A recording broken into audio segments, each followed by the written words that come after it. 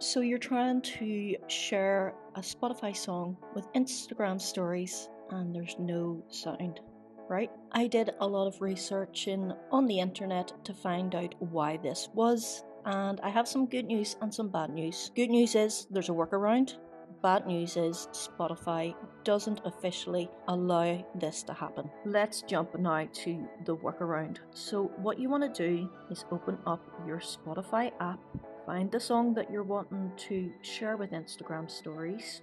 Tap on the three dots beside the song that you want and then hit share. Now tap on copy link. Now that we have copied the link, we want to open up Instagram and start a story. Once you have selected the story that you want, the next step is to tap on the music icon. This step ensures that the music is going to play. So type in the name of the artist and the name of the song and select it. Once we've added in the song this way, then tap on the done button and then tap on the Instagram sticker icon. The next step is to tap on link and paste in that link that you first copied from Spotify, and that will add it into your Instagram story. Adjust the rearrangement of it, and that's basically it. I hope you found this video helpful. Thank you for watching. Until next time, peace.